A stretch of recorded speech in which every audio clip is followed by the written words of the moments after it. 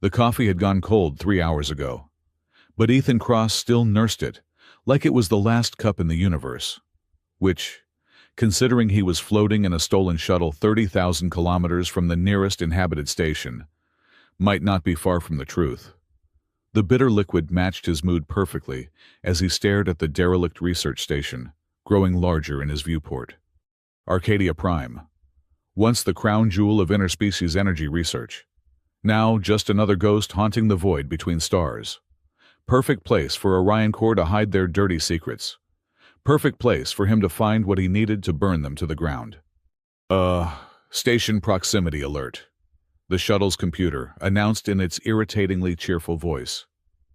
Would you like to initiate docking procedures?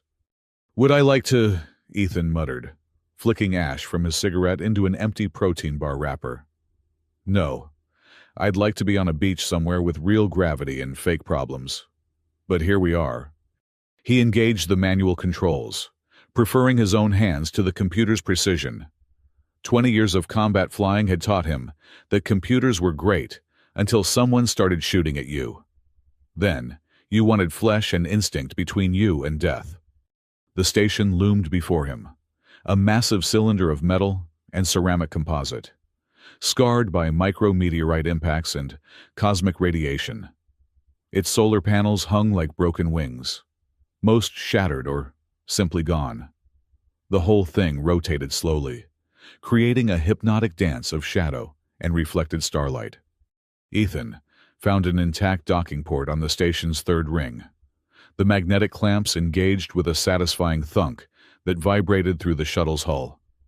He checked his gear one last time: plasma rifle, sidearm, portable data extractor, emergency oxygen, and most importantly, another pack of cigarettes.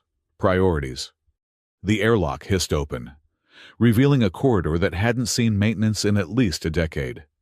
Emergency lighting cast everything in a sickly red glow, and his breath misted in the cold air. The station still had atmosphere, but barely. Life support was running on fumes, probably powered by some forgotten backup reactor deep in the station's bowels. "Home sweet home," he said to nobody, his voice echoing strangely in the metal corridor. His boots made no sound on the deck plating, a habit from years of infiltration work. The corridor stretched ahead, lined with doors to laboratories and offices, most sealed with emergency lockdown protocols. Frost patterns decorated the walls where moisture had condensed and frozen over the years. According to his intel, Orion Corps had been using this place as a black site for classified research until about 5 years ago. Then something happened, something that made them abandon it overnight. The official record said containment breach, but official records also said his family had died in an unfortunate industrial accident, instead of being vaporized when Orion Corps decided their colony knew too much about illegal weapons testing. The memory tried to surface, bringing with it the smell of burning ozone and Sarah's scream cut short, but he pushed it down with practiced ease. Later. Always later. First, he needed those files. His handheld scanner picked up an energy signature ahead. Faint, but steady. That was odd. Nothing should be running except emergency systems. He followed the signal deeper into the station, past hydroponics bays, full of desiccated plants, and recreation areas where someone had left a chess game half-finished, the pieces now floating in the low gravity. The energy signature led him to what looked like a secured laboratory complex. The blast doors were sealed, but not with standard locks. These had been welded shut from the outside, the metal still showing scorch marks from plasma torches. Someone had wanted to keep something in. Or out. Ethan examined the welds. Sloppy work, done in a hurry. He pulled out his own plasma cutter, a military-grade model that could slice through battleship armor, given enough time. The metal began to glow cherry red, then white, then simply ceased to exist in a shower of molten droplets that floated away like tiny stars. It took him 20 minutes to cut an entrance large enough to squeeze through. The moment he did, his scanner went crazy. The energy signature wasn't faint anymore. It was overwhelming, pulsing with a rhythm that felt almost organic. The laboratory beyond was enormous, easily 3 stories tall and circular, with catwalks and observation platforms at different levels. But what drew his attention was the center of the room. A sphere of pure light floated there, about the size of a basketball, rotating slowly and casting dancing shadows on the walls. It wasn't just glowing. It was radiant in a way that made his eyes water, as if it existed in more dimensions than his brain could process. Occasionally, lightning-like tendrils of energy would arc from its surface to the containment field generators arranged around it, though half of them were dark and dead. "What the hell?" Ethan breathed, approaching cautiously. His scanner was having a nervous breakdown, cycling through readings that made no sense. The orb was putting out more energy than a small star, but the temperature in the room was below freezing. It registered as both matter and energy simultaneously, which should have been impossible according to every physics textbook he'd ever ignored in school. He was so focused on the orb that he almost missed the movement in the shadows. Almost. Years of combat had given him instincts that bordered on precognition. He rolled sideways, just as something whistled through the air where his head had been. His rifle was in his hands before he completed the roll, targeting the darkness. "Stop!" a voice commanded, and he did, though not by choice. The word hit him like a physical force, freezing his muscles mid-motion. "Drop your weapon." His fingers opened against his will, and the rifle clattered to the floor. Then the paralysis broke, and he gasped, stumbling backward. A figure emerged from the shadows, and Ethan's brain took a moment to process what he was seeing. She was humanoid, but definitely not human. Her skin was a blue so pale it was almost silver, with patterns that glowed faintly like bioluminescent tattoos. Her hair was pure white, flowing past her shoulders despite the low gravity, as if it had its own personal physics. She wore armor that looked both ancient and impossibly advanced, crafted from a material that seemed to drink in the light. But it was her eyes that held him. They were gold, not the brown gold of human eyes, but pure metallic gold, and they burned with an intensity that made the orb behind him seem dim by comparison. She held a weapon that looked like a cross between a staff and a rifle. Its business end pointed directly at his chest. Energy crackled along its length, the same color as her eyes. "Human," she said, and the word dripped with disgust. "Of course it would be a human. Your kind cannot resist touching what doesn't belong to you. Lady, I don't know what your deal is, but I'm just here for some files," Ethan said, raising his hand slowly. "I've got no beef with whatever you are. Whatever I am." Her weapon's glow intensified. "I am Lyra of the Elari, last guardian of the eternal flame, keeper of the sacred trust, and you are a trespasser who will not leave this place alive." Eternal flame, sacred trust. Ethan couldn't help himself. Stress always made him mouthy. "Did you get those titles from a fantasy game character generator? Because I've got to tell you, they're a bit much." She moved so fast he barely saw it. One moment she was 10 meters away. The next her weapon's tip was pressed against his throat. The metal was cold enough to burn.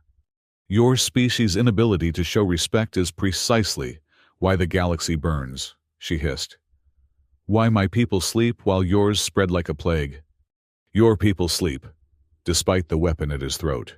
Ethan's curiosity was piqued. "Here in the station." Her eyes narrowed. "You truly don't know you came here by accident. I came here for Orion core data. They use this place for something, and I need to know what." He met her gaze steadily. "They killed my family. Everything I loved. So before you vaporize me or whatever, just know that we might have more in common than you think." Something shifted in her expression. A flicker of empathy, understanding. It was gone before he could be sure. "Orion Core," she spat the name like a curse. They came here 5 years ago, found us, tried to steal our technology, to weaponize the eternal flame. She gestured to the orb with her free hand. They failed, but not before damaging our hibernation systems. I alone remained awake to guard my people and repair what they destroyed. 5 years, Ethan's mind raced. You've been alone here for 5 years. I have been alone for far longer than that. Human. 5 years is nothing to the Alari. We measure time in centuries, not heartbeats. Still sounds pretty lonely to me. She pulled the weapon back slightly, studying him with those impossible golden eyes. You speak of loneliness as if you understand it. Lady, I've been hunting Orion Core for 3 years. Haven't had a real conversation with anyone who wasn't trying to kill me or sell me out in about that long. So yeah, I know lonely. They stood there for a moment. Two soldiers from different species, both shaped by loss and isolation. The orb pulsed between them, casting their shadows in constantly shifting patterns. Tell me about this eternal flame, Ethan said finally. What is it? Lyra lowered her weapon completely, though she kept it ready. It is the heart of our civilization, a perfect fusion of consciousness and energy, created by our ancestors millennia ago. It connects all Alari, allows us to share thoughts, emotions, even skills across vast distances. When my people entered hibernation to wait out the chaos your species brought to this sector, I remained connected to it, drawing strength from their sleeping minds. And Orion Core wanted to weaponize it. They wanted to use it to create a hive mind for their soldiers. Imagine thousands of humans with one consciousness. Perfect coordination. No fear. No hesitation. Her disgust was palpable. They didn't understand that the flame doesn't enslave. It connects. It requires willing participation, trust, love even. Their attempts to force it only resulted in madness and death. Sounds like Orion Core, Ethan muttered. They see a flower. They want to make it into a bullet. He took a step toward the orb, drawn by its hypnotic rotation. So this thing, it's alive. In a sense, it exists partially in what you would call subspace, drawing energy from quantum fluctuations. It's self-sustaining, eternal, as long as at least one Alari lives to anchor it in reality. And you're that anchor. I am. Ethan reached out his hand toward the orb, not quite touching it, just feeling the energy that radiated from its surface. It was warm despite the freezing air, and he could swear he heard something like music, just at the edge of perception. I wouldn't do that if I were you, Lyra warned. Why, what's the worst that could happen? The flame bonds with those who touch it directly. You would be connected to it, to me, to all my people forever. Your human mind couldn't handle the connection. You would go mad. Ethan pulled his hand back slightly. Bonds like permanently. Until death? Sometimes beyond, if the old stories are true. He looked at the orb, then at her, then back at the orb. A crazy thought formed in his mind. If he was bonded to this thing, connected to the Alari, would that give him access to their technology? Their knowledge Orion Core had tried to steal it and failed. But what if there was another way? You said it requires willing participation, he said slowly. Yes, but... And you've been alone for 5 years, holding this thing stable by yourself. That is my duty. Must be exhausting, having all that power, all that connection, and no one to share it with. Her eyes narrowed. What are you suggesting, human? I'm suggesting that maybe we both want the same thing. Orion Core destroyed your people's hibernation systems. They destroyed my family. Maybe instead of pointing weapons at each other, we could help each other get some payback. You would bond with the eternal flame. You would tie your fate to the Alari. Ethan thought about it for all of 3 seconds. He had nothing left to lose. His family was dead. He was a wanted man in 12 systems, and his only purpose in life was revenge. If going crazy gave him the power to achieve that revenge, so be it. Sure, why not can't be worse than my current situation, You don't understand what you're saying. The bond is not just mental. It's spiritual, emotional. You would feel what I feel, know what I know. Every joy, every sorrow, every memory. Including memories about Orion Corps' operations here. She paused. Yes. Then we have a deal. Before she could protest further, before his common sense could kick in, Ethan thrust his hand into the orb. The universe exploded. No, that wasn't right. The universe imploded, collapsed into a single point of infinite density and infinite possibility. He was everywhere and nowhere, everyone and no one.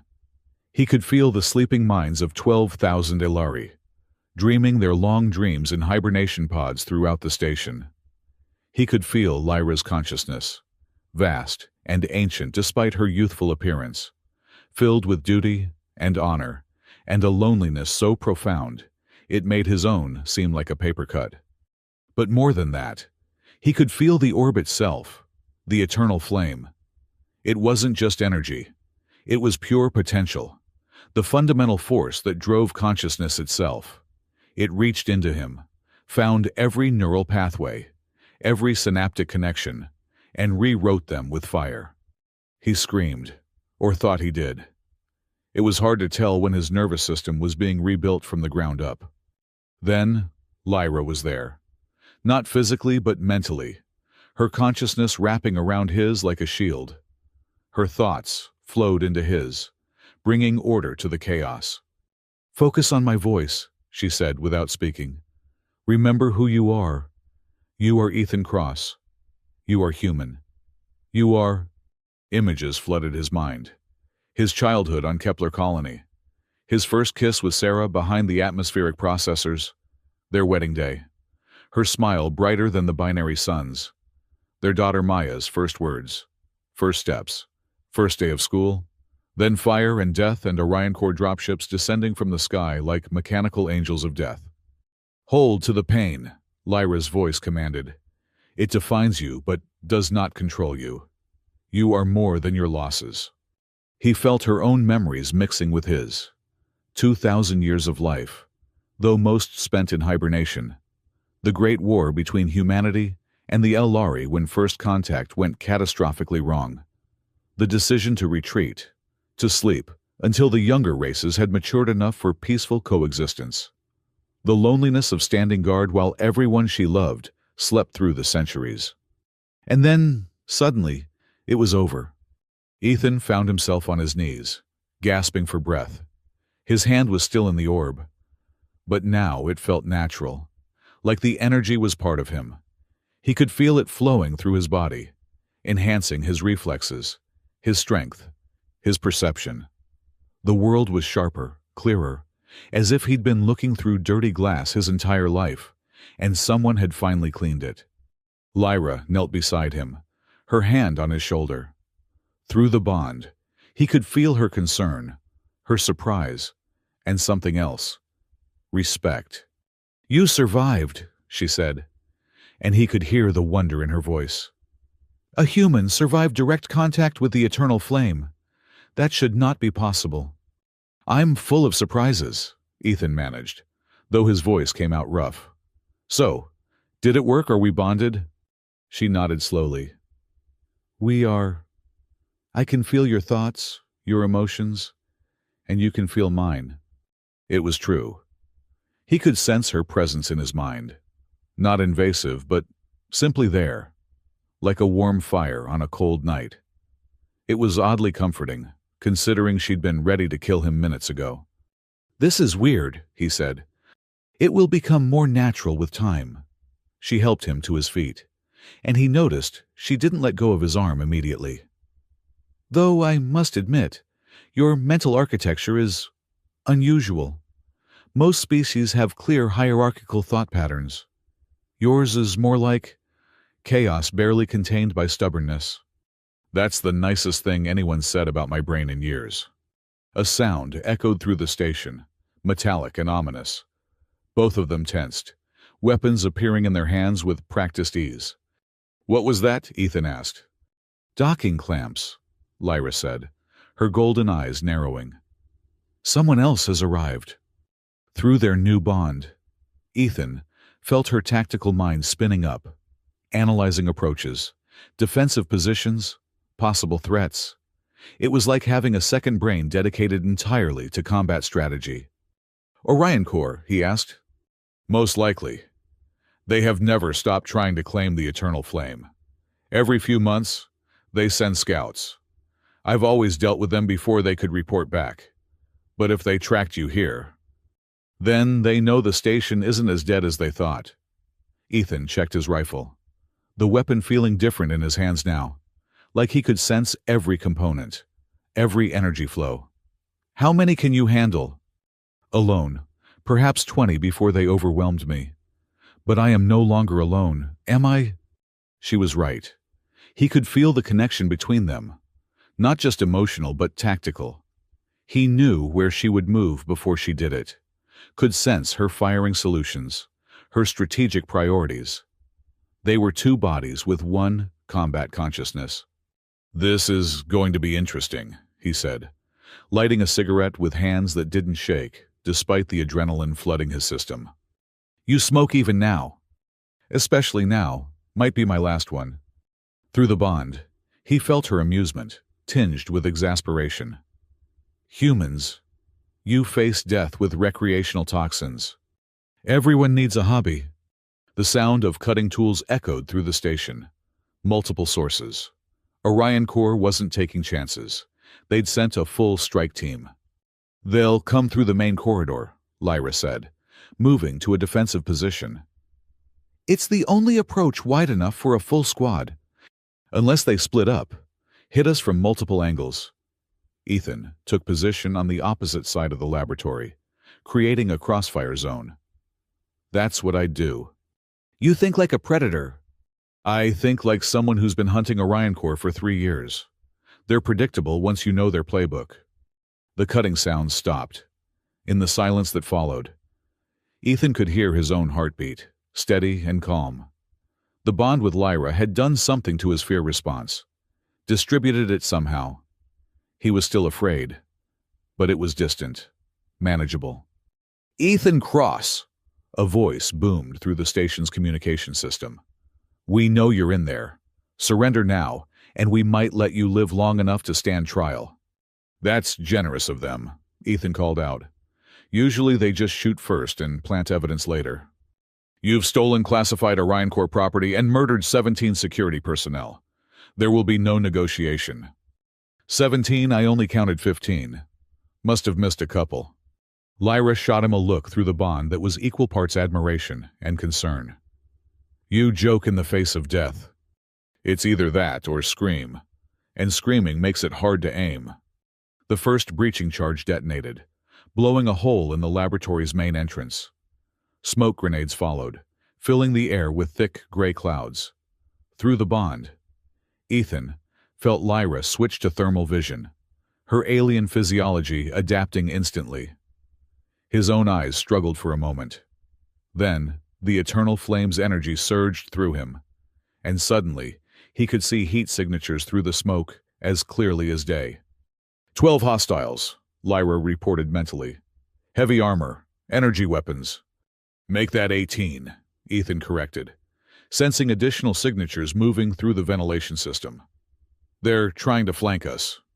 The first Orion Corps soldier through the breach took Lyra's energy bolt to the chest, his armor crackling with overloaded circuits before he collapsed. Ethan picked off 2 more with precise shots, the rifle feeling like an extension of his will rather than a separate tool. But Orion Corps hadn't sent amateurs. These were elite troops, and they moved with coordinated precision. Suppressing fire forced Ethan and Lyra into cover, while other soldiers advanced, using portable shield generators to create an advancing wall of protection. We need to move, Lyra said, both aloud and through the bond. Agreed, but where? The floor beneath them exploded. Ethan felt himself flying, the world spinning in a kaleidoscope of fire and debris. He hit something hard, probably a wall, and stars danced in his vision. Through the bond, he felt Lyra's pain mixing with his own, her left arm injured from shrapnel. "Clever bastards," he groaned, pushing himself up. "Attacked from below."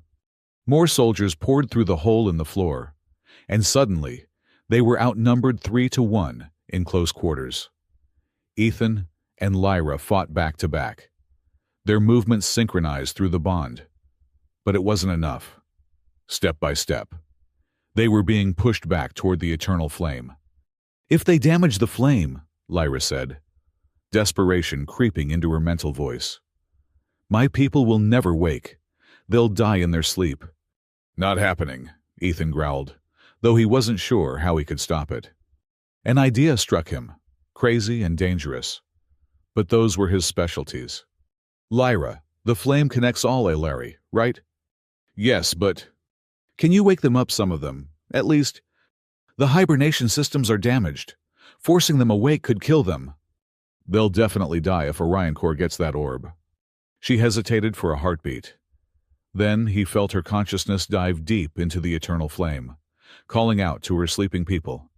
The response was immediate. Throughout the station, ancient systems hummed to life. Hibernation pods began emergency revival sequences. The Orion Core soldiers hesitated, confused by the sudden activity. It was all the opening Ethan and Lyra needed. They moved as one, their combat styles blending seamlessly through the bond.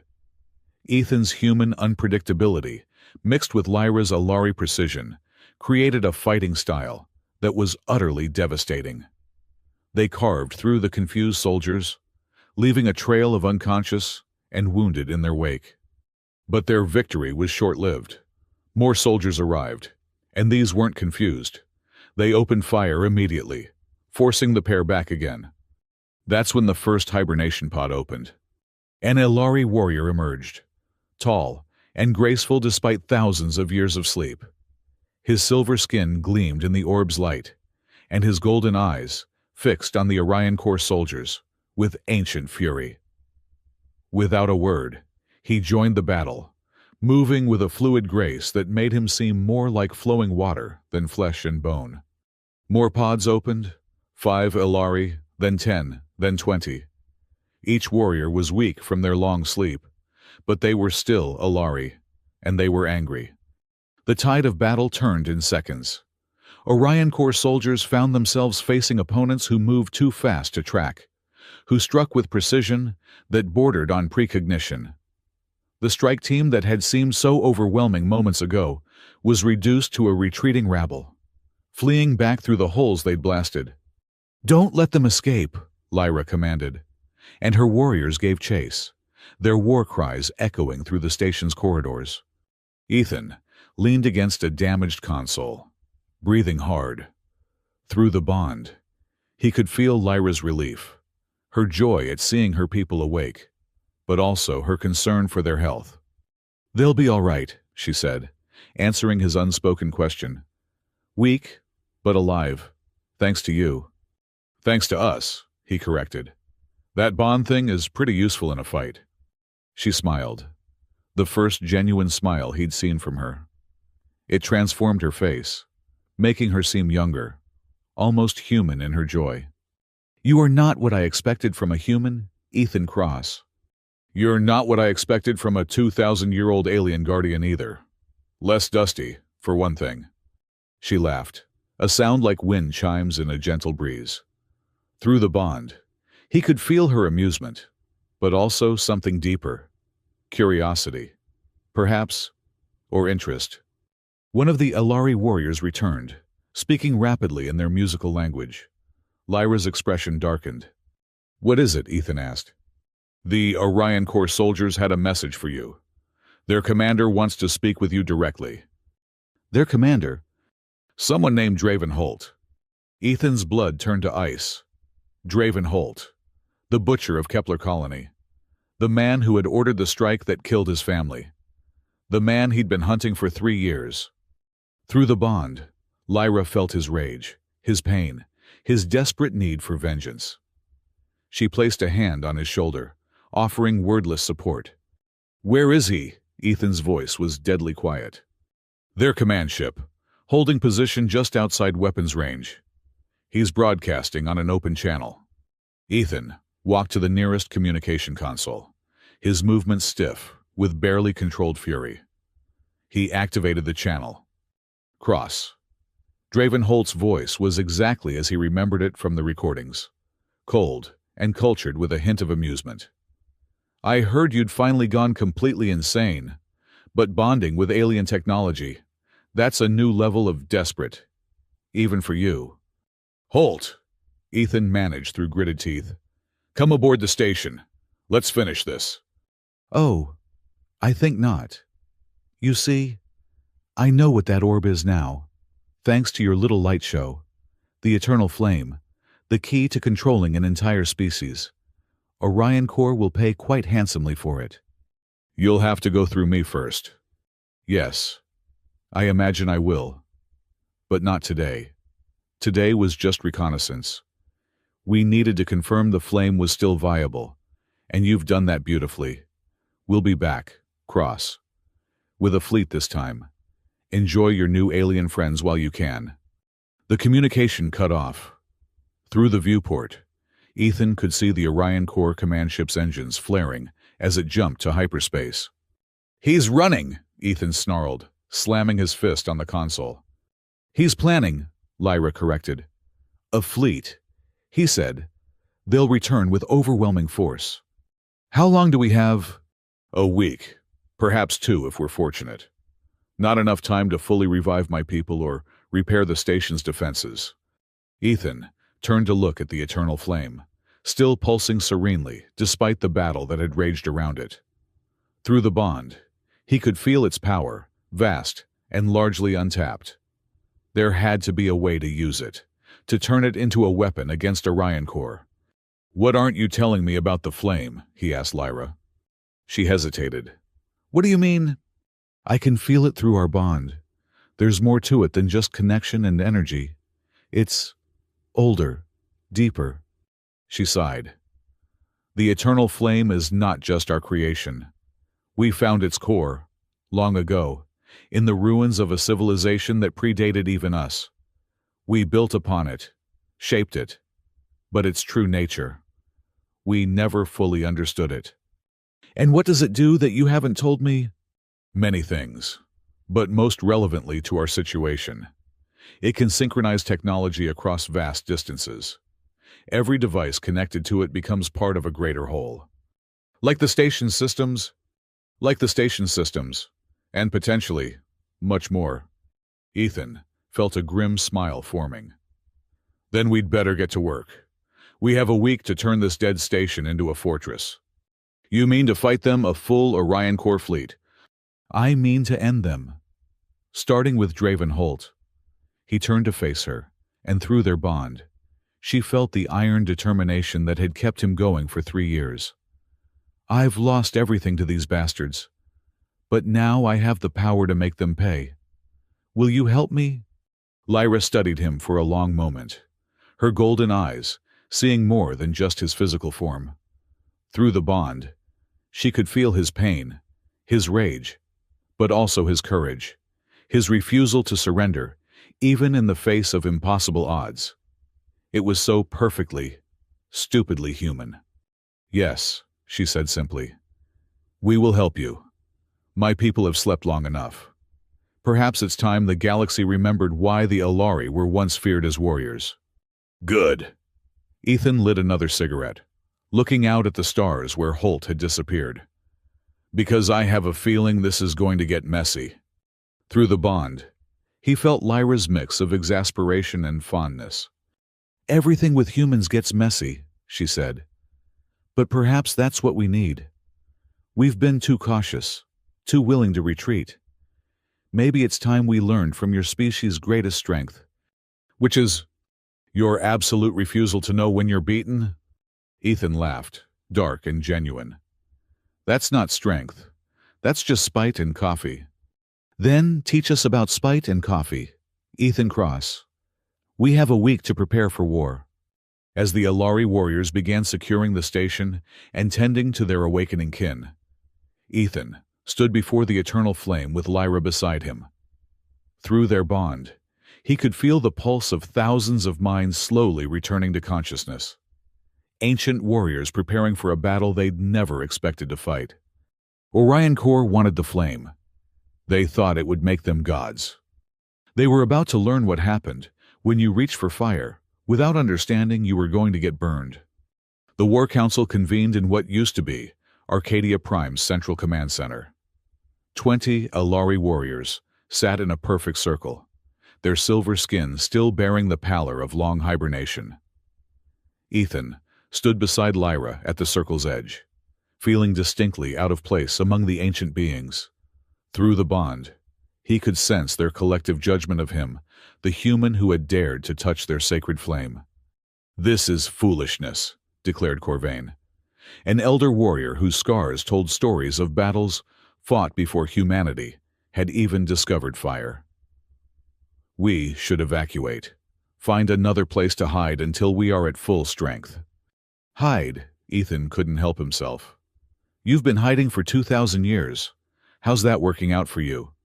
The temperature in the room seemed to drop several degrees. Through the bond, Lyra sent him a warning pulse of caution.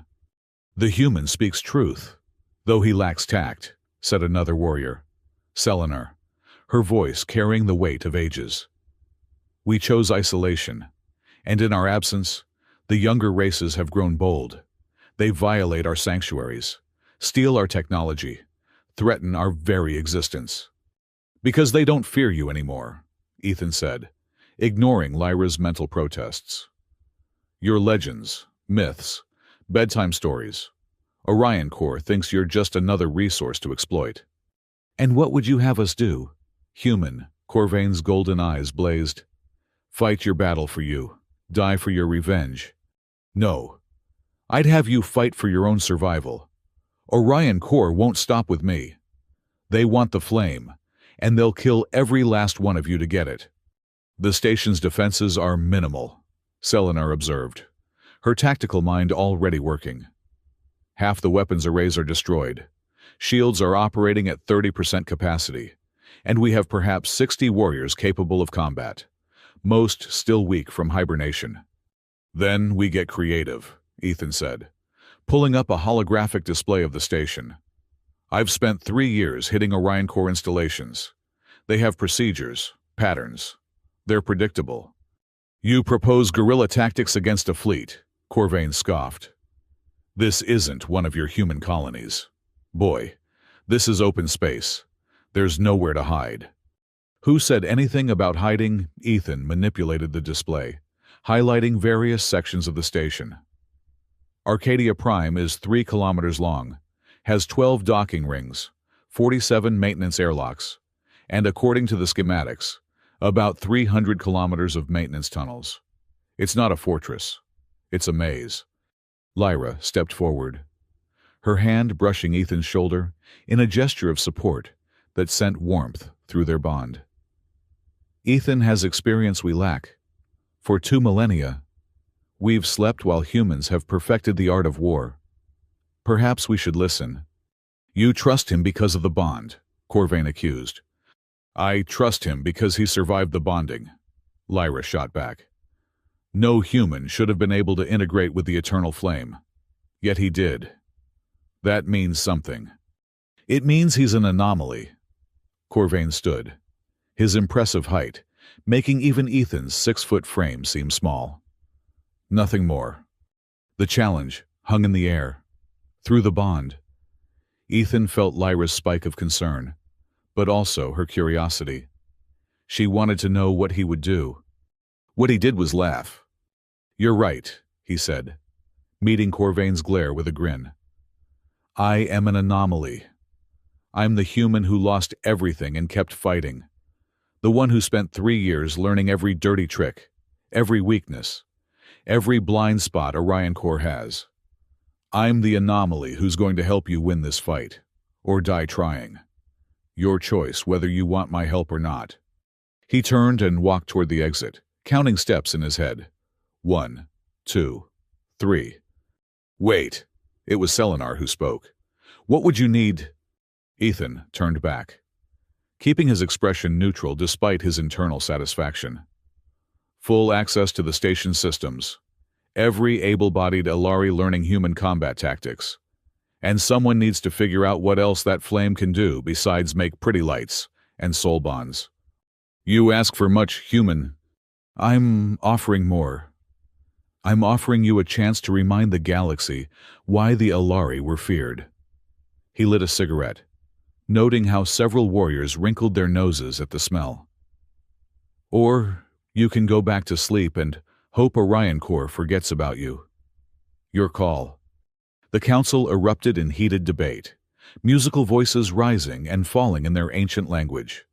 Through the bond, Lyra provided translation, though most of it boiled down to variations of trust the human versus kill the human. Finally, Selenar raised her hand for silence. We will vote. All in favor of accepting the human's aid. 11 hands rose. It was barely a majority, but it was enough. Then, may the ancestors help us, Corvain muttered. We're taking military advice from a species that still uses chemical propellants in their weapons. Hey, kinetic kill vehicles work just fine, Ethan protested. You don't need fancy energy weapons when good old-fashioned physics does the job. Over the next 3 days, Arcadia Prime transformed from a derelict research station into something far more dangerous. Ethan worked 18-hour shifts, sustained by coffee, stimulants, and the bizarre energy flowing from the eternal flame through his bond with Lyra. The Alari were quick learners. He had to give them that. Their natural grace and enhanced reflexes made them devastating in close combat once they understood human tactics like ambush points, kill boxes, and psychological warfare. You want us to leave wounded enemies behind? Selenar asked during one training session, her tone incredulous. Not out of mercy, Ethan explained, setting up another holographic scenario. Wounded soldiers slow down their comrades. They require medical resources, transport, protection. One wounded enemy can effectively remove 3 or 4 combatants from the field. That's cruel, one of the younger warriors said. That's mathematics, Ethan corrected. We're outnumbered probably 100 to 1. We need every advantage. Through it all, the bond with Lyra grew stronger. He could feel her presence constantly now, a warm light in the back of his mind. She was there when he woke from nightmares about Kepler Colony, offering wordless comfort. He was there when the weight of leadership pressed down on her, providing irreverent humor that made her laugh despite everything. They were working on the station's sensor array when Talia, the station's damaged AI, decided to make herself known. Oh, how delightful!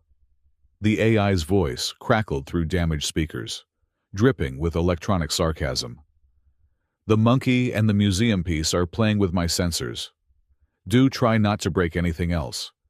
Ethan nearly jumped out of his skin. What the hell? Language. Primitive. There are ladies present. Well, one lady and whatever Lyra is after 2,000 years. Talia, Lyra sighed. I thought your personality matrix had finally degraded completely. Sorry to disappoint, darling. I've been running on backup processors, watching you moon over the human. It's been better than my soap opera archives. Ethan felt heat rise to his face, and through the bond, he could sense Lyra's embarrassment mixing with his own. We haven't been mooning, he protested. Oh, please. The longing looks, the accidental touches, the way your vital signs spike when you're within 2 meters of each other. If I had a stomach, I'd be nauseous.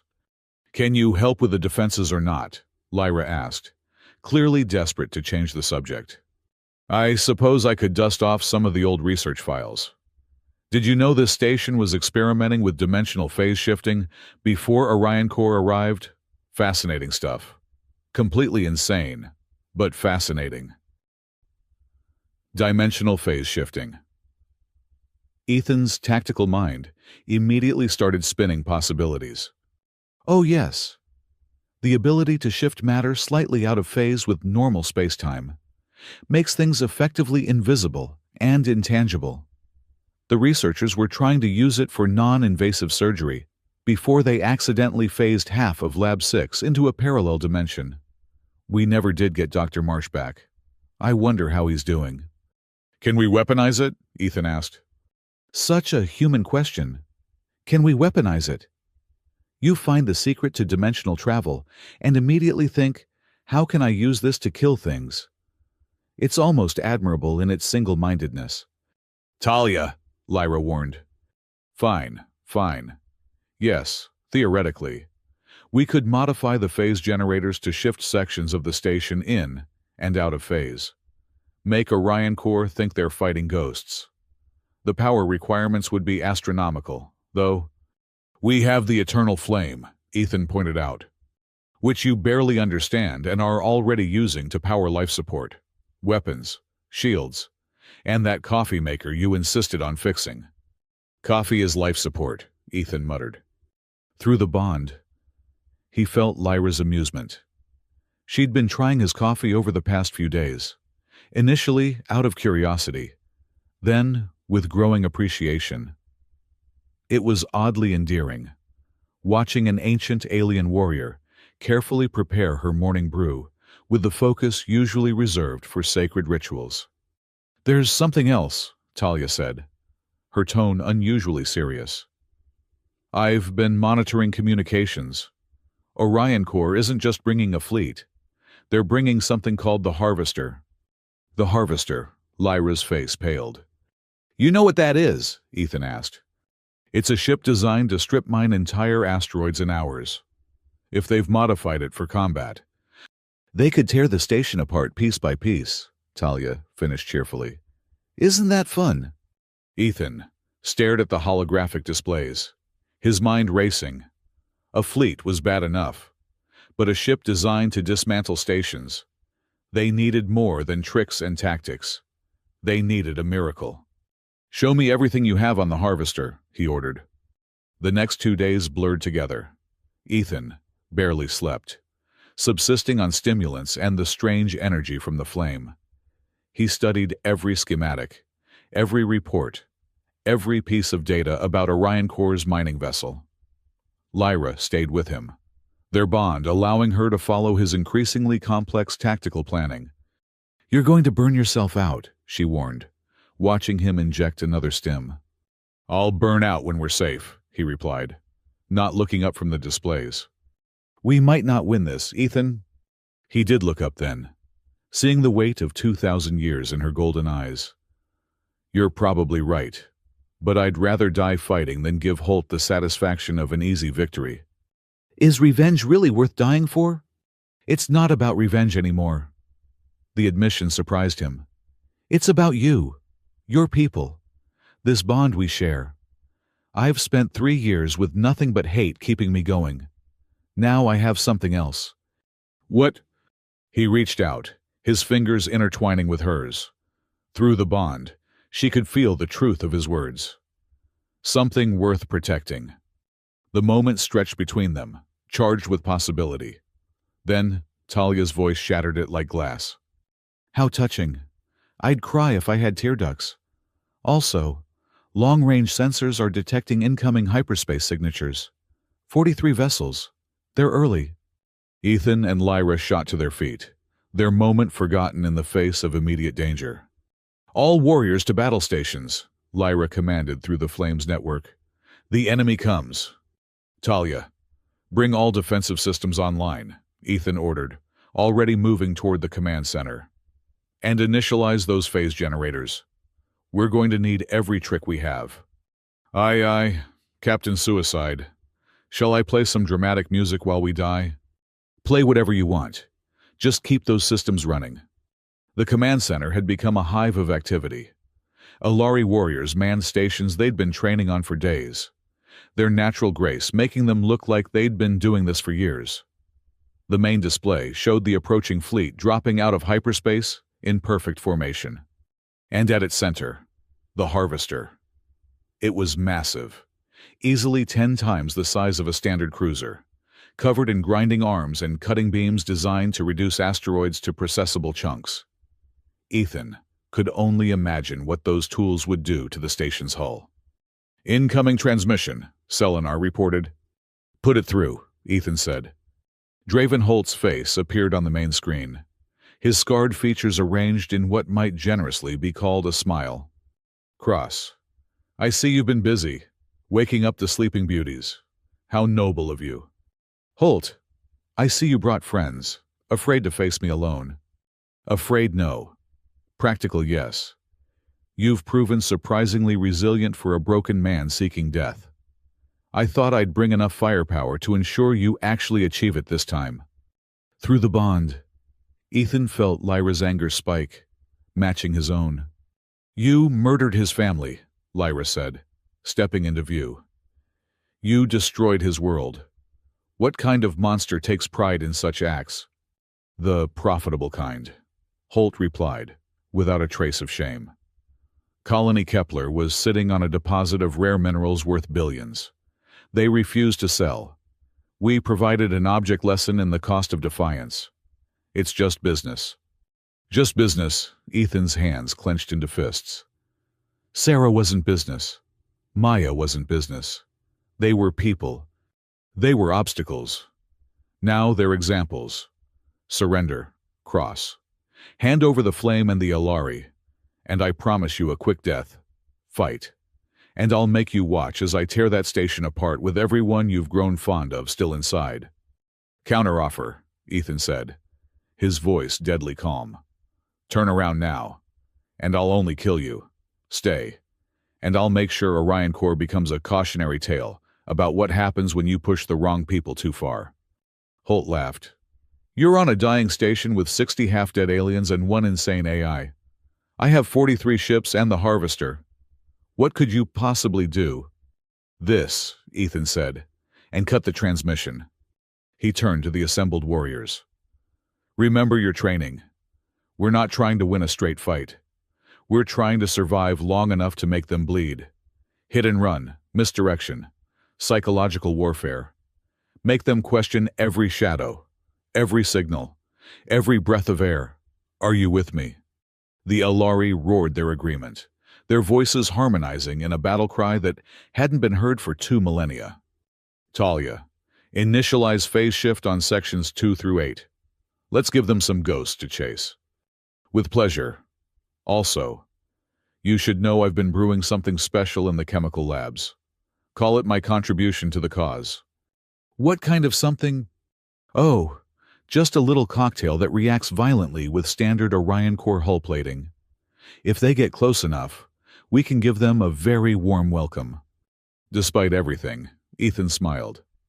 I'm starting to like you, Talia. The feeling isn't mutual, but I appreciate the sentiment. The first salvo from the Orion Core fleet lit up space like a deadly fireworks display.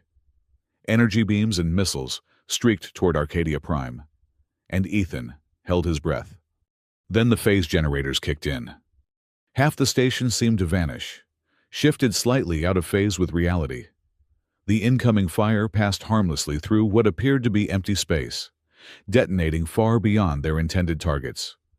What the hell, someone in the Orion Core fleet broadcast on an open channel. Phase shift successful, Talia reported. Though I should mention we can only maintain it for about 30 seconds before the generators overheat. 30 seconds is a lifetime in combat, Ethan said. Shift pattern alpha. Keep them guessing. The battle began in earnest. Arcadia Prime flickered in and out of existence, different sections phasing at random intervals. Orion Core's targeting computers couldn't lock on, their fire becoming increasingly erratic. Meanwhile, the Alari warriors executed the hit-and-run tactics Ethan had taught them. Small teams used maintenance pods to slip out during phase shifts, attaching Talia's chemical bombs to Orion Core hulls before retreating.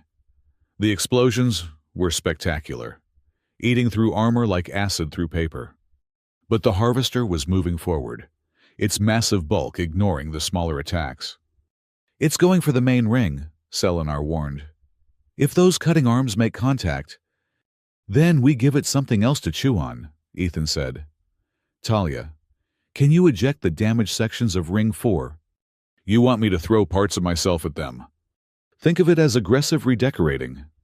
I hate you so much right now. But she complied, explosive bolts firing to separate huge chunks of damaged station. The debris tumbled toward the harvester, forcing it to slow and defend itself. Through the bond, Ethan felt Lyra's growing exhaustion. She was coordinating the Alari through the flame, but the strain was enormous. "You need to rest," he told her. "I can't. If I stop, we lose coordination. Then, share the load."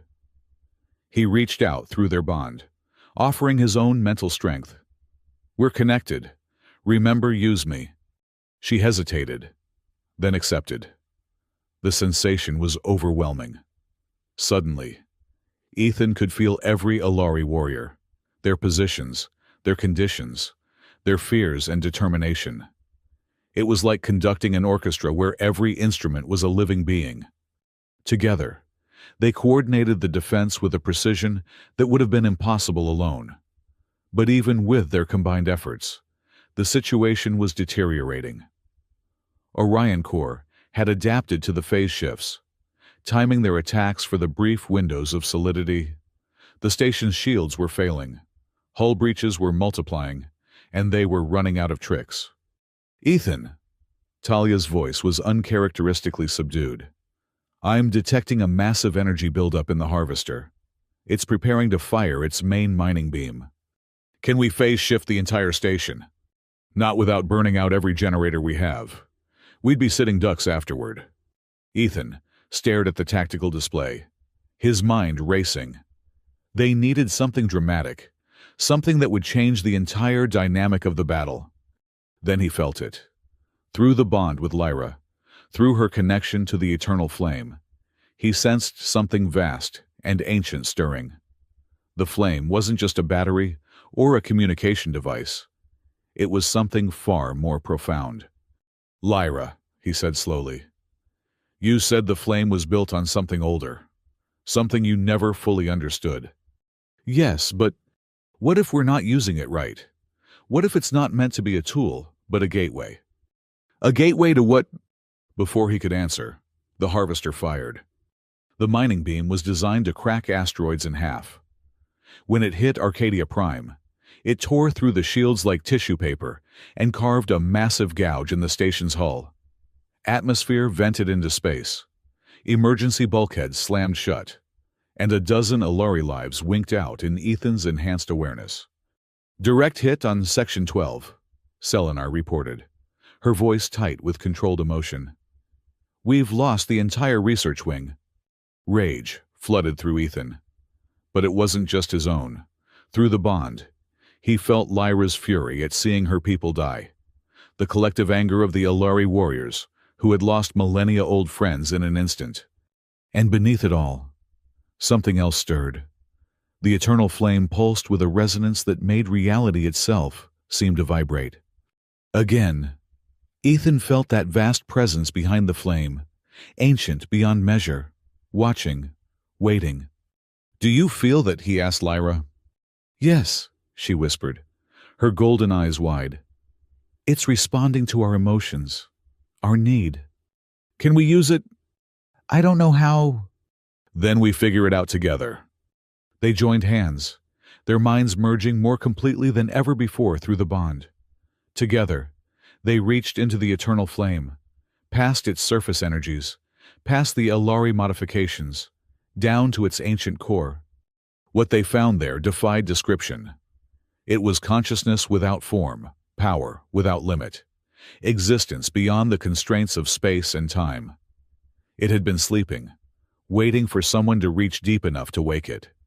"Hello, little ones." A voice that wasn't a voice echoed in their joined minds. "You have finally learned to knock properly." The command center erupted in gasps as the eternal flame suddenly expanded, its light filling the entire room. Every surface began to glow with the same ethereal radiance. "What's happening?" Corvain demanded. "Evolution," Talia said, her electronic voice filled with wonder. "The flame isn't technology. It's a cocoon, and something just started hatching." Outside, the Orion Corps fleet continued its assault, unaware that everything had just changed. The Harvester prepared for another devastating attack, its mining beam charging with lethal intent. Ethan and Lyra stood at the center of the transformation, their bond with the flame, now a conduit for something far greater than either of them had imagined. "Whatever you are," Ethan said to the presence, "we need your help." "Why should we help you, young human? You who burn so bright and brief." "Because," Lyra answered, "we chose to stand together, human and Alari, united despite our differences. Isn't that worth preserving?" The presence seemed to consider this. Then, amusement colored its response. "Very well. Let us remind these children why the old powers should be allowed to sleep undisturbed." The eternal flame exploded outward, not in destruction, but in transformation. Every system in Arcadia Prime suddenly operated at impossible efficiency. Shields that had been failing blazed back to life, stronger than ever. Weapons that had been damaged repaired themselves in seconds. The phase generators, pushed far beyond their limits, suddenly hummed with perfect stability. But more than that, the station itself began to change. Hull breaches sealed themselves with a material that seemed to be made of solid light. The damaged sections regenerated like living tissue, and at the station's heart, something massive began to take shape. Ethan," Talia said, "you might want to see this." The main display showed Arcadia Prime from an external view. The station was transforming, unfolding, like a flower made of metal and light. What had been a simple cylinder was becoming something else, something that hurt to look at directly, because it existed in more dimensions than human eyes could process. "It's beautiful," Lyra breathed. "It's impossible," Corvain said. "It's pissed off," Ethan corrected, feeling the presence's growing irritation at being disturbed. The Orion Corps fleet had stopped firing, their crews presumably too stunned by what they were witnessing to continue the attack. The Harvester hung motionless in space, its massive bulk suddenly seeming very small. "Incoming transmission from Holt," Selenar announced. "Put him through," Ethan said. Holt's face appeared on screen, and for the first time since Ethan had known of him, the man looked afraid. "What have you done?" Holt demanded. "Honestly, I'm not entirely sure," Ethan admitted. "But I think we woke something up. Something that's been sleeping since before your corporation existed, before humanity reached the stars, before the Alari were young, and it's not happy about being disturbed." "This is impossible. It's a trick, an illusion." His words were cut off as one of his escort cruisers simply ceased to exist. There was no explosion, no debris.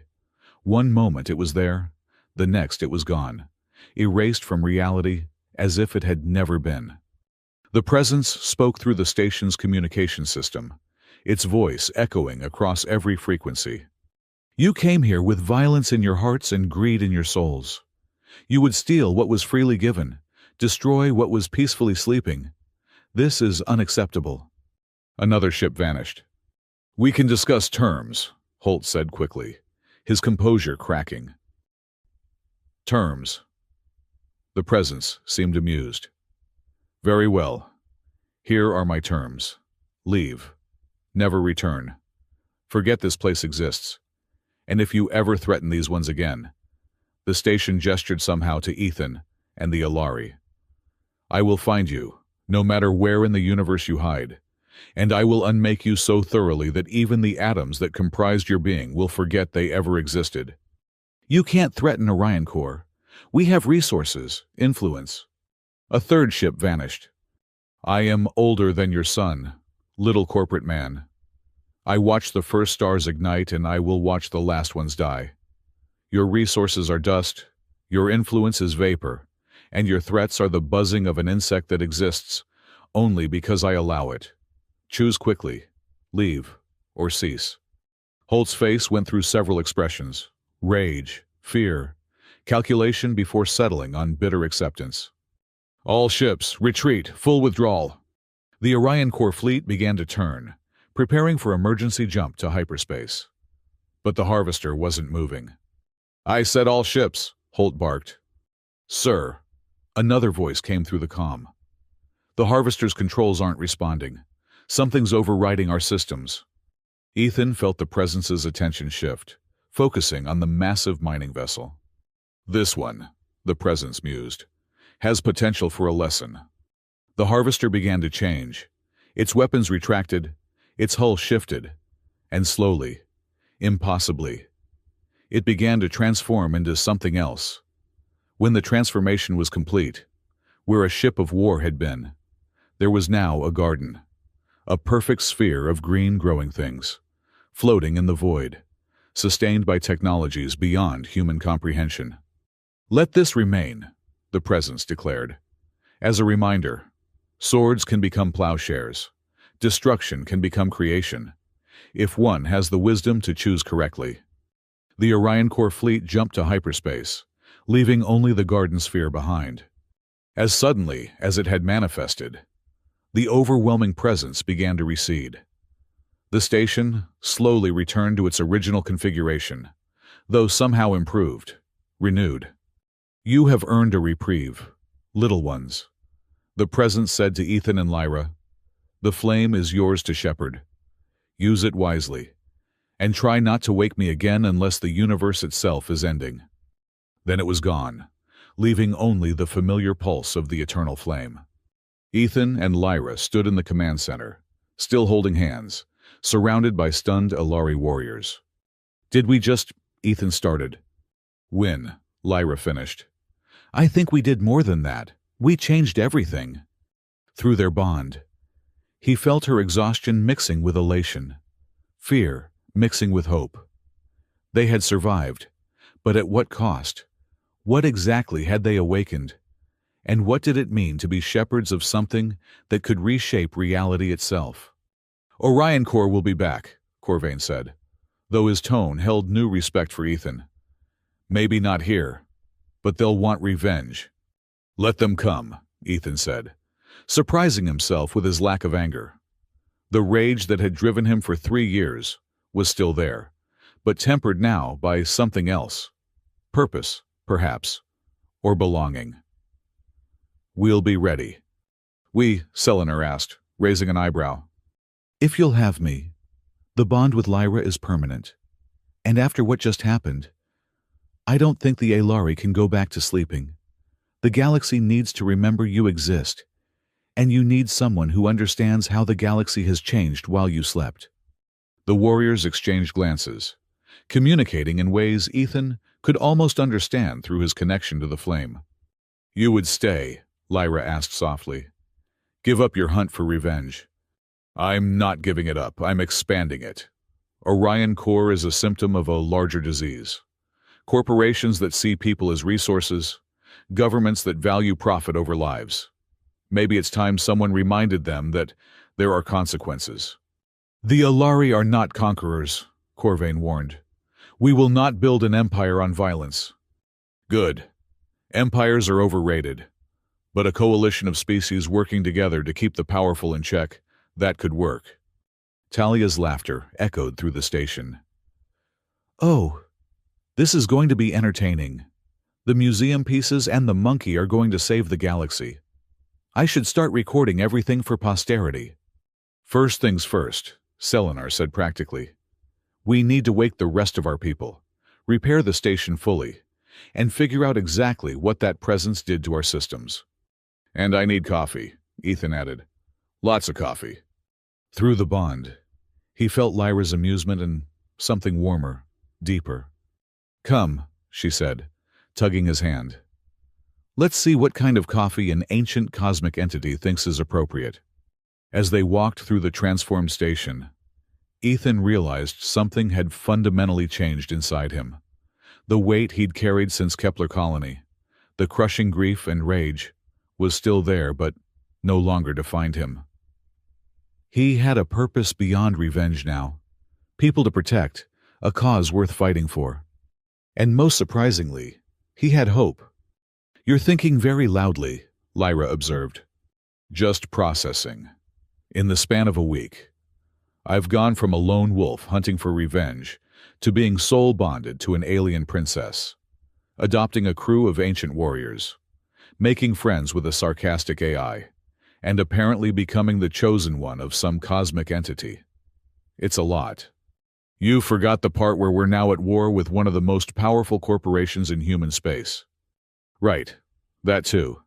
He squeezed her hand. Any regrets? She stopped walking, turning to face him fully. Through the bond, he felt her complete sincerity. None. For 2,000 years, I've existed but not lived. You've given me purpose again. Ethan Cross. You've given my people hope. Whatever comes next, we face it together. Together, he agreed.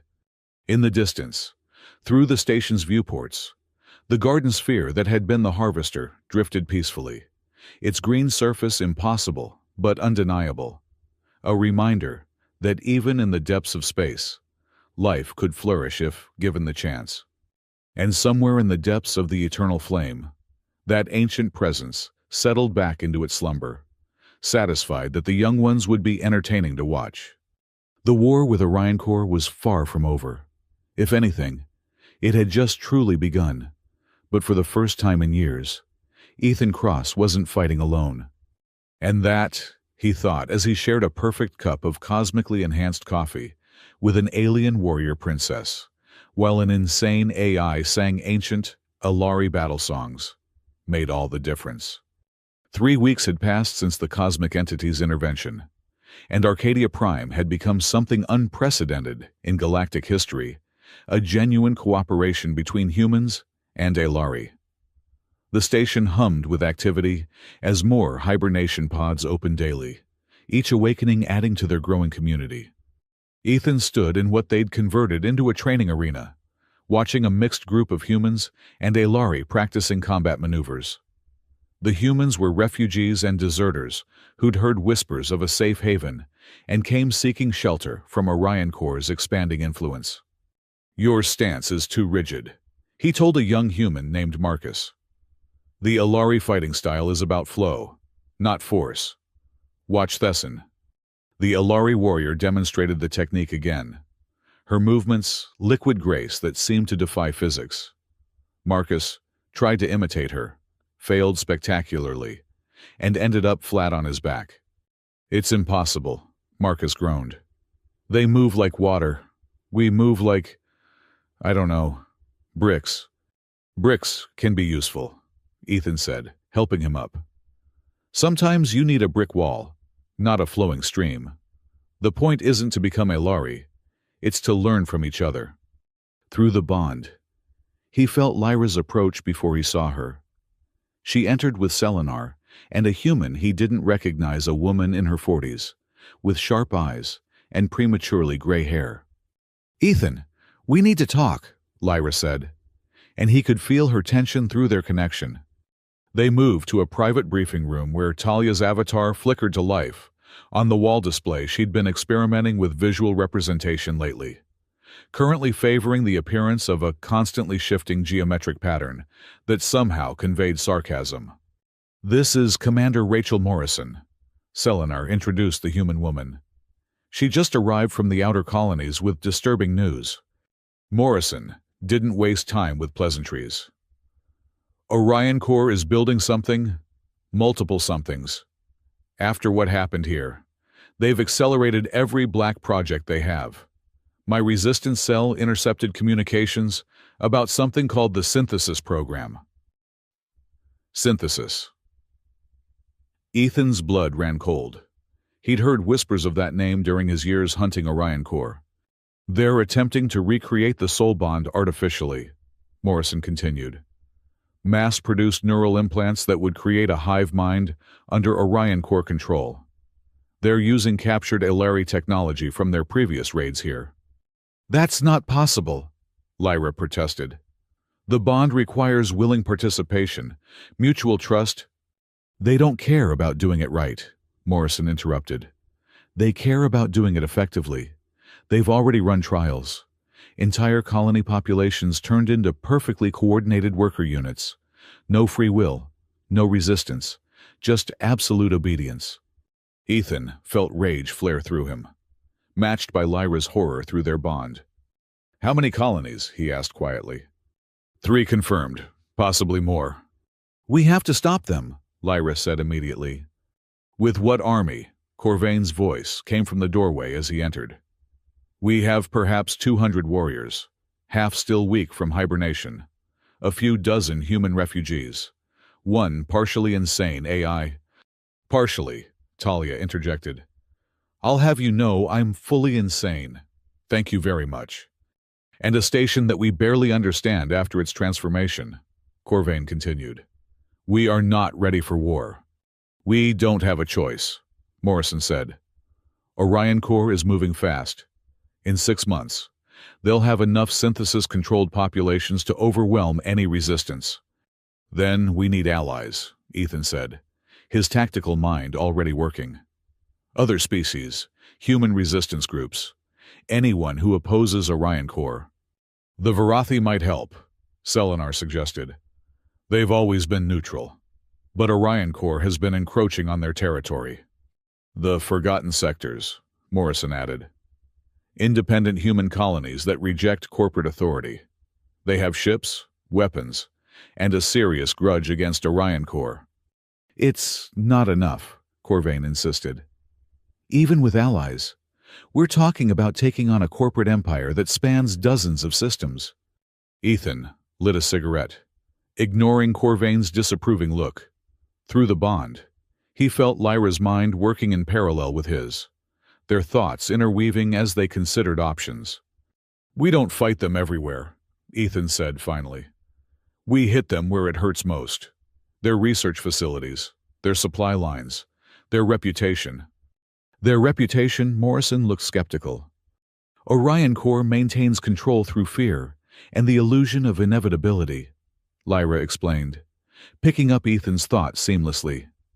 If we can show they're vulnerable, that resistance is possible, others will rise up.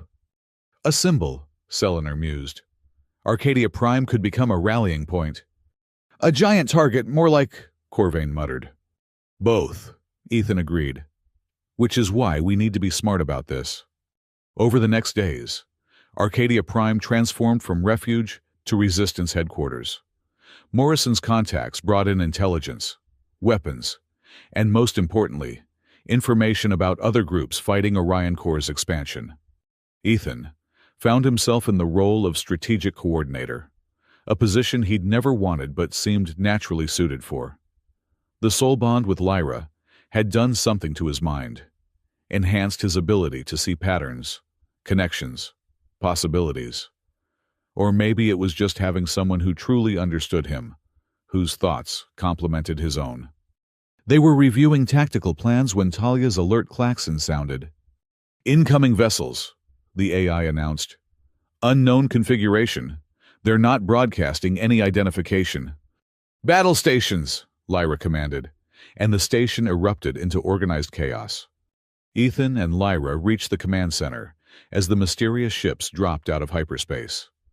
There were 5 of them, sleek and angular, unlike anything in Ethan's database. Varathi design, Selenar identified, but modified. I've never seen weapons configurations like those. They're hailing us, Talia reported. And you're going to love this, they're asking for the human who bonded with the Star-Touched. That's you, monkey boy.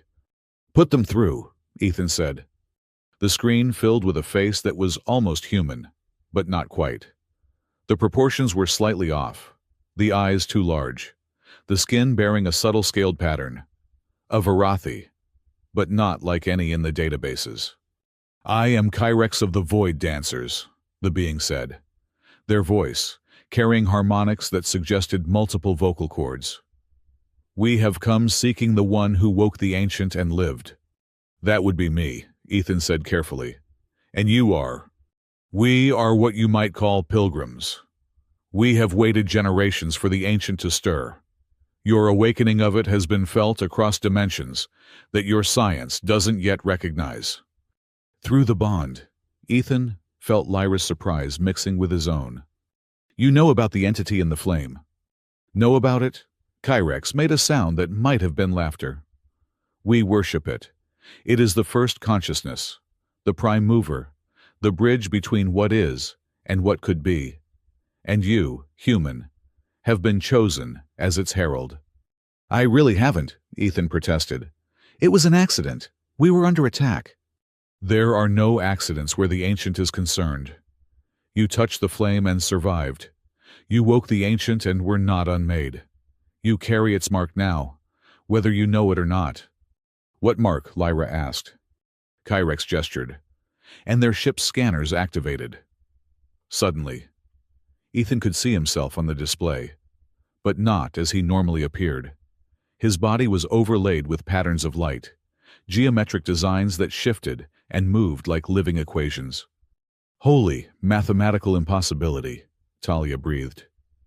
Ethan, you're outputting energy signatures in 12 dimensions. How are you not exploding? The Ancient changed you, Kyrex explained. You exist partially outside normal space-time now, as does she. They indicated Lyra, who showed similar but distinct patterns. The bond you share is not merely neural or spiritual. You've become quantum-entangled consciousnesses. What does that even mean? Ethan asked. It means, Corvain said slowly, staring at the display, that you've become something new, something that hasn't existed before. It means, Kyrex corrected, that you have the potential to unite species in ways previously impossible. The Ancient chose well. A human's adaptability and an Alari's harmony, joined in perfect balance. We didn't ask for this, Ethan said. The universe rarely asks permission before changing, Kyrex replied. We offer our assistance. The Void Dancers have technologies and knowledge that could aid your resistance against the corporate defilers. In exchange for what? Morrison asked suspiciously. For nothing. To serve the Ancient's heralds is its own reward. Though, Kyrex's expression shifted to what might have been amusement. We would very much like to see Orion Corps' synthesis program fail. Their artificial bonds are an abomination, a mockery of true connection. The addition of the Void Dancers changed everything. Their ships were fast. Their weapons were unlike anything Orion Corps had encountered, and their knowledge of exotic physics opened possibilities Ethan hadn't imagined. Within a week, their small alliance had grown. The Forgotten Sectors sent 3 battle-worn cruisers and 100 veteran fighters. A group of rogue Alari who'd refused hibernation arrived with technologies preserved from their civilization's height. Even some disillusioned Orion Corps employees defected, bringing inside intelligence and security codes. It was during a planning session that the next crisis hit. We've intercepted a priority transmission, Morrison announced, bursting into the room. Orion Corps is accelerating the synthesis program. They're planning a demonstration. They're going to convert an entire world Havanos Prime, 30 million inhabitants. When? Lyra demanded. 48 hours. The room erupted in arguments. They weren't ready for a full assault. Their forces were still organizing, still learning to work together. But 30 million lives hung in the balance. We have to try, Ethan said quietly, and the room fell silent. We can't let them turn an entire world into slaves. It's a trap, Corvain argued. They're baiting us out. Of course it's a trap, Ethan agreed. But that doesn't mean we can't spring it on our own terms. He pulled up a holographic display of Havanos Prime. They'll expect a direct assault on their synthesis ships. Instead, we go for misdirection. Make them think we're attacking from one vector, while our real strike comes from another. The Void Dancers' ships can phase shift like the station, Kyrex offered. We could appear inside their formation. And my people can disable their communications, Selenar added. Prevent coordination. I can virus their systems, Talia chimed in. I've been dying to test my new murder code. You're what now? Morrison asked. Murder code. It's like regular code, but with more digital violence. Very therapeutic.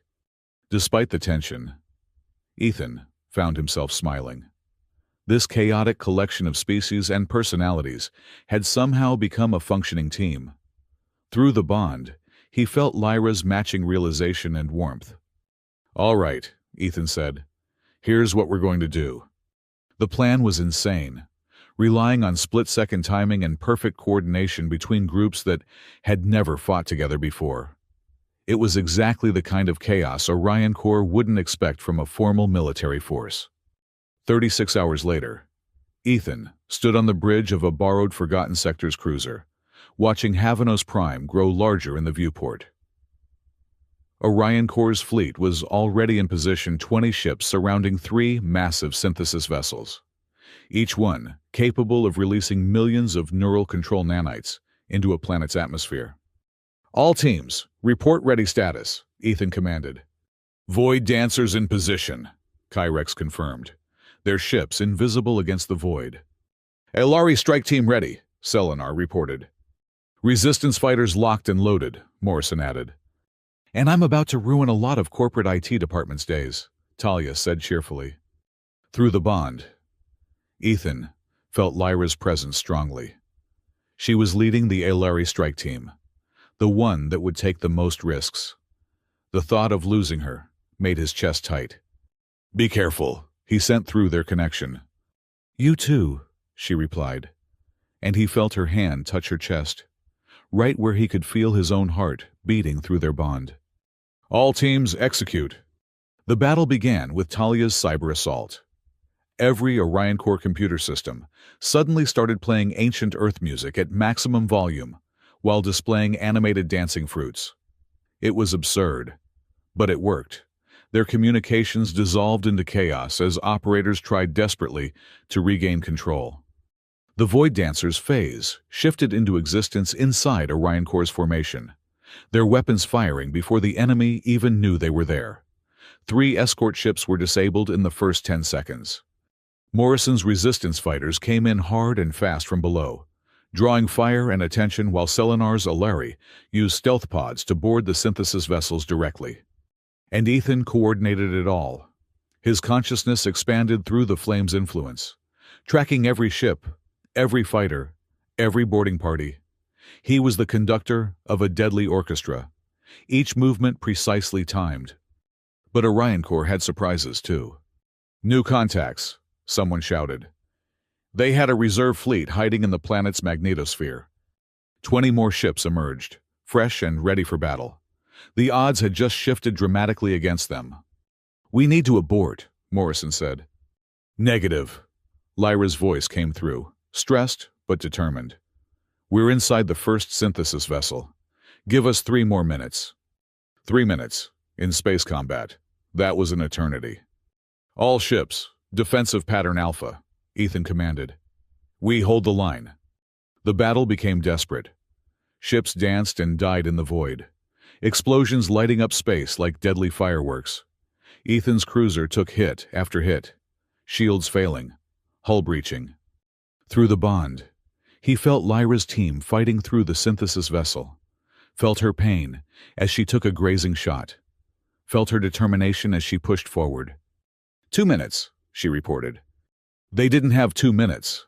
Orion Corps' reserves were overwhelming them. Ships were falling back, some destroyed, others too damaged to continue. That's when Ethan felt it, the presence from the flames stirring slightly, drawn by the conflict. "No," he said aloud, "we handle this ourselves." But the presence had given him an idea. "Kyrex, can your ships phase shift other objects?" "With difficulty, yes. Why?" "Phase shift the debris field, all of it." Understanding dawned in the Varathi's large eyes. "Brilliant." The Void Dancer's ships spread out, their exotic technologies engaging. Suddenly, the debris from destroyed ships, both sides began to phase in and out of reality. To Orion Corps' sensors, it looked like dozens of new contacts appearing and disappearing randomly. "Ghost Fleet," someone in Orion Corps' command screamed over intercepted comms. "We're surrounded by ghost ships." In the confusion, Lyra's team accomplished their mission. The synthesis vessel's cores overloaded.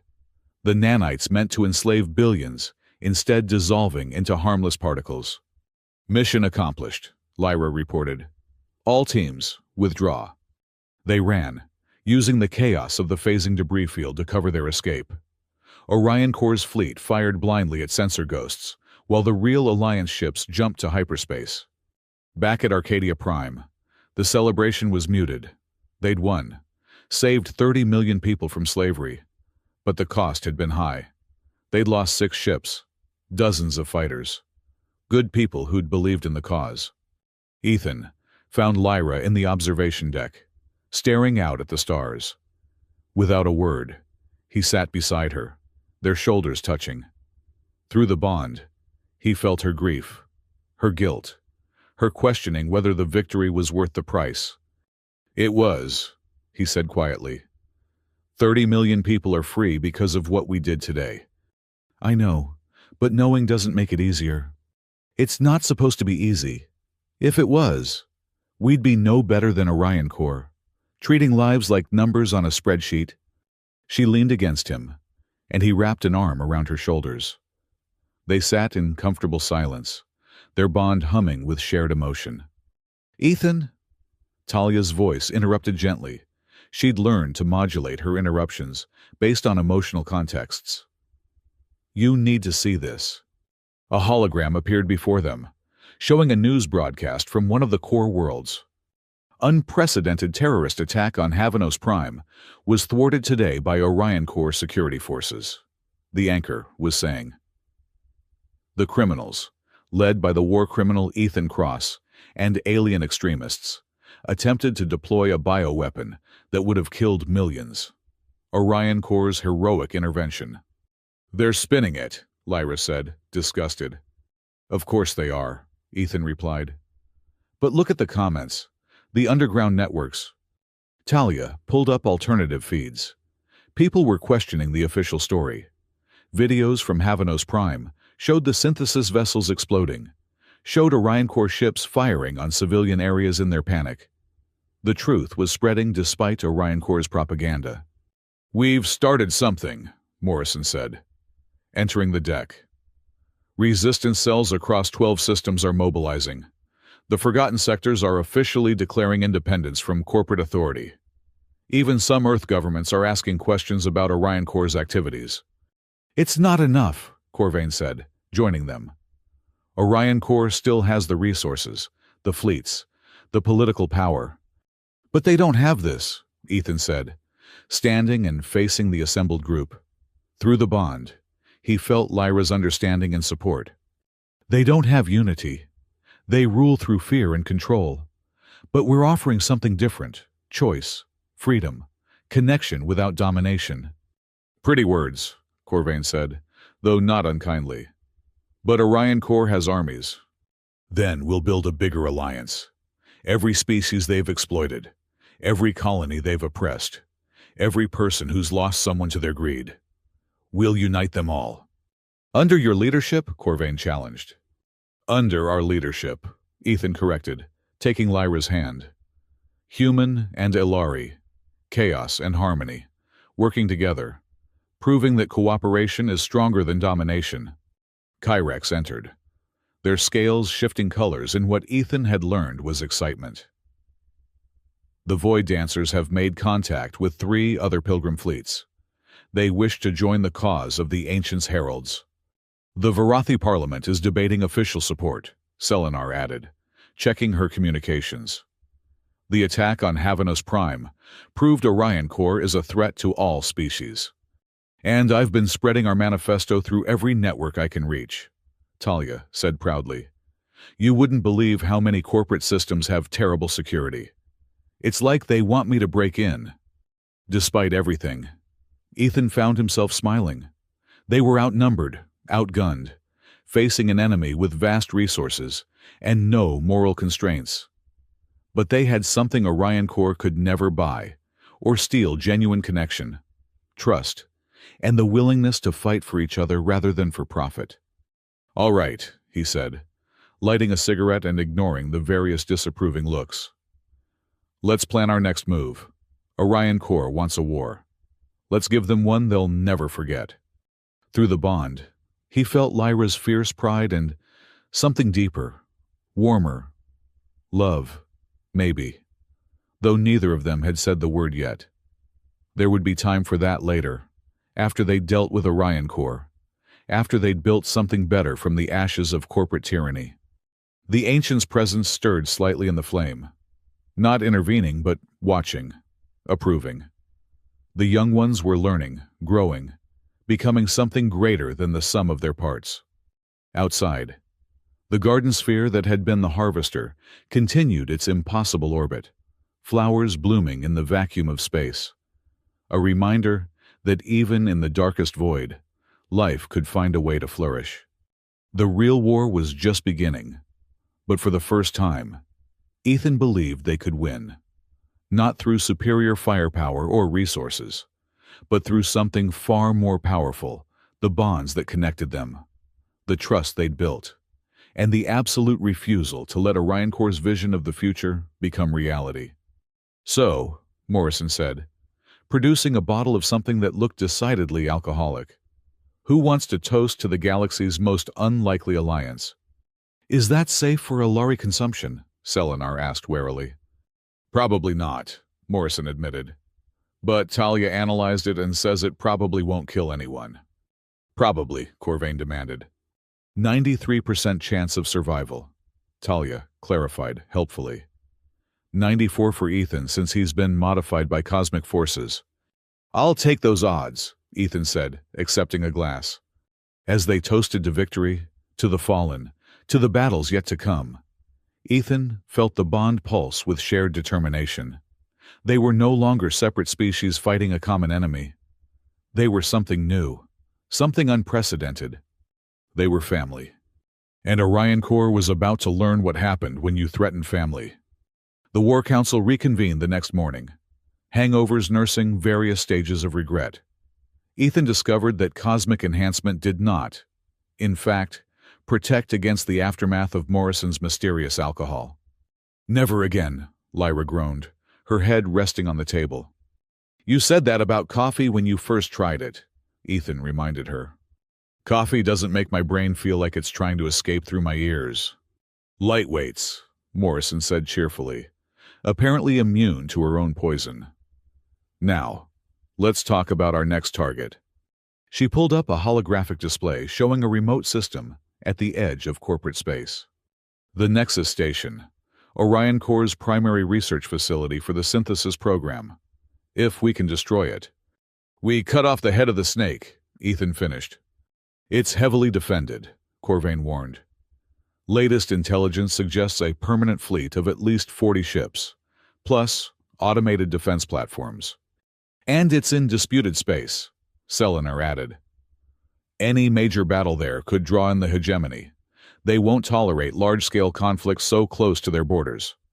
Unless, Kyrex said slowly, we make it look like something else entirely.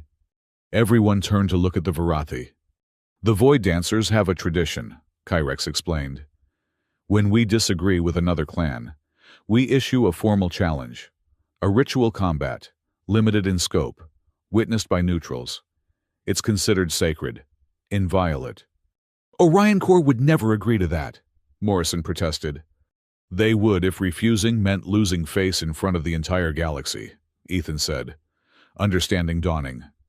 We challenge them publicly, formally, with the entire galactic community watching. They either accept or look like cowards. And when they accept, thinking their superior numbers will guarantee victory, Lyra continued, her tactical mind despite the hangover working through the possibilities. We use every dirty trick, every advantage, every unexpected alliance to humiliate them completely.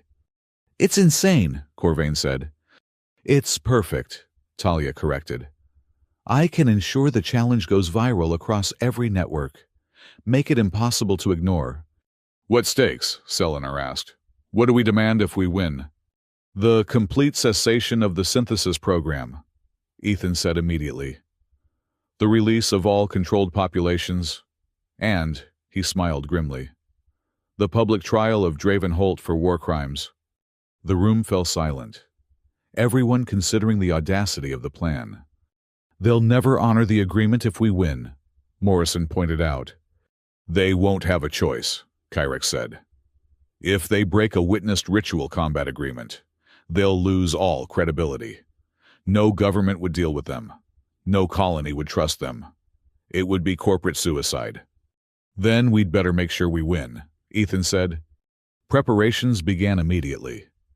The challenge was crafted in formal language that mixed human legal terminology, Alari poetry, and Varathi ritual phrases. It was pretentious, overwrought, and absolutely impossible for Orion Corps to ignore without losing face. Talia broadcasted across every network simultaneously, accompanied by footage of the Havanos Prime battle showing Orion Corps' ships firing on civilian areas. Within hours, it was the only thing anyone in known space was talking about. Orion Corps' response came 12 hours later, delivered by Draven Holt himself. "We accept your challenge," Holt said, his scarred face showing cold amusement. 7 days from now, at the coordinates we're transmitting, each side brings no more than 20 ships. The winner takes all. 20 ships, Morrison muttered. They know we can't match their firepower with those numbers. Then we don't try, Ethan said.